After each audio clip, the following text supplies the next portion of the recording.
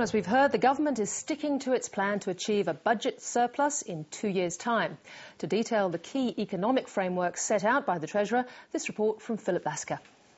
In the uncertain world of budgets and economics, one thing is immovable for a Treasurer who has yet to deliver his crowning achievement.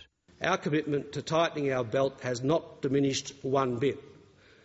We will be back in the black by 2012-13, on time, as promised, Mr. Speaker.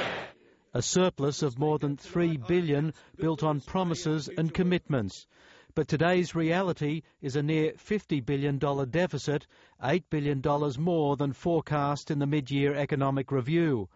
Then there's a blowout to $22 billion, almost double the mid-year forecasts. The global financial crisis and its impact will have a lingering effect on the tax take, with revenues down $9.8 billion this year and $6 billion next.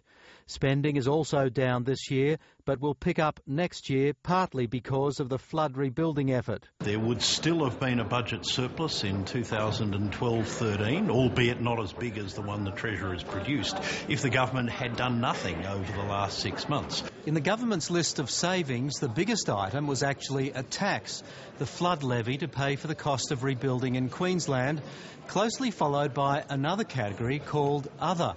It seems the most aggressive cost cuts will come in the surplus year, when the government hopes the resources boom will be throwing off more cash for the economy.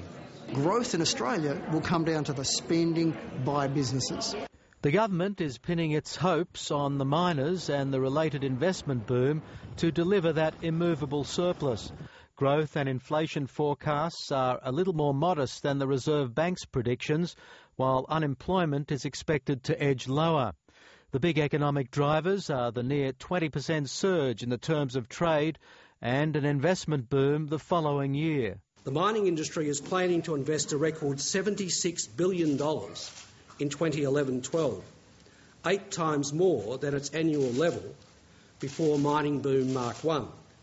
They're the sorts of problems that worry the Reserve Bank, which has penciled in a slightly stronger growth and inflation environment.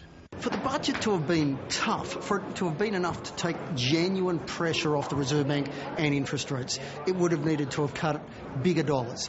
A budget not macho enough for the hairy-chested inflation fighters at the Reserve Bank.